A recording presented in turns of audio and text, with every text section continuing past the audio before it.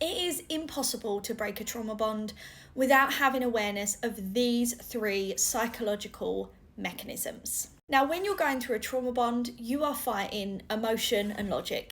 There is one part of the brain that is saying run and keep on running. This is not right. You know it's not right. How many times are you going to attempt to leave? And there's another part of you that the pain and the overwhelm and the anxiety and the overthinking and the cravings of being away from them is so terrible that you'd rather put up with the relationship and not have to deal with this bomb that goes off every time you try. It is a cycle that is difficult but not impossible to break, and one that is mentally and psychologically exhausting so many of you. Now, when clients come to work with me through breaking a trauma bond, we work both from a chemical perspective on the brain, and we also work from a holistic psychological perspective. And it's really important we hit the brain and the body and the nervous system from all of these angles.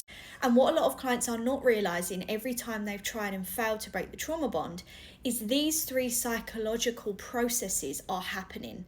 And they are so none the wiser of them that they then can't change them, which means they keep going back. Just going no contact, just relying on your willpower, just hoping that you're ready enough this time is not enough. Number 1, cognitive dissonance. In simple terms, this is knowing a relationship is really bad and not leaving. Knowing a relationship is abusive and going back. It is having conflicting thoughts and feelings all happening at once. Leaving because you absolutely know this person isn't changing. Everyone around me can see it. I can see it. If this was anyone else's situation, I would know they are wasting their time and that they deserve better. But yet, you will sit at work or get into bed or talk to your friends and feel this intense need and want to be with them, even though your logic is screaming at you that this is not the right thing. Now, this is the first thing we tackle with clients. We strengthen the logical brain and we put the emotional brain into the passenger seat, logical brain into the driver's seat, so that you're able to stop that confliction and come out of cognitive dissonance.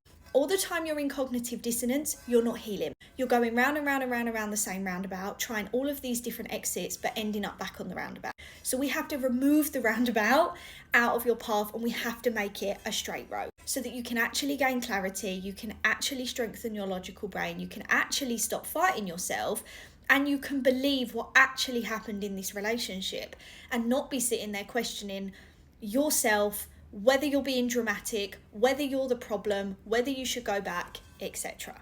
Number 2, you will absolutely be suffering with a distorted belief system. Now, in our brains, we have a conditioned belief system and an unconditional belief system. Your conditioned belief system is things we can condition ourselves or other people can condition us to believe. Now, when we've been in a trauma bonded relationship, there has been toxic, unhealthy, abusive behaviours present. A trauma bond can't exist in a healthy relationship. And naturally, that means what you believe to be true is not necessarily factual. It's distorted, it's changed shape. You probably blame yourself. You probably listen to the seeds of doubt this person has put in your mind. Questioning yourself, going over things and overthinking, and somehow always ending up that you are the problem somehow. Believing you need them, worrying they're going to be great for someone else. All of these beliefs have no factual evidence. They're not true, they're beliefs. And they're beliefs that you have created in order to stay in this relationship, or that they have planted and watered and fed in order to keep you in the relationship and stay under control.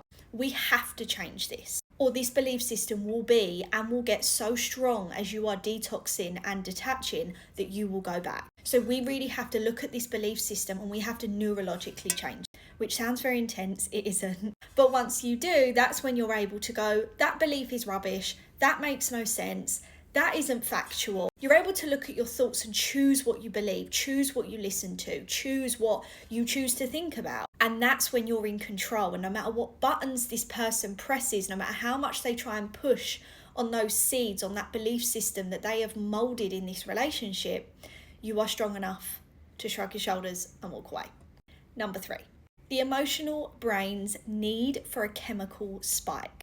Now, your emotional brain can sit at about 800 times more powerful when you are breaking a trauma bond. So it is important not to blame yourself or beat yourself up for not being of complete contentment and in control of your thoughts and feelings during this time. But we absolutely have to get your emotional brain under control and detox you off of the chemical it believes it needs from this person, because it doesn't.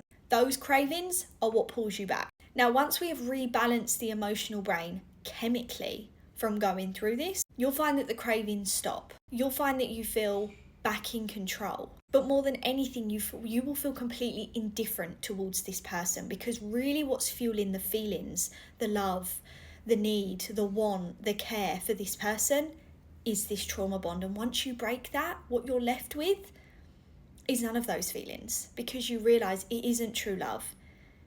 It's a chemical attachment, and that's a grieving process, and that can feel really sad. But once you've broken it, you realize that those cravings to be near them and talk to them and want them are not there anymore.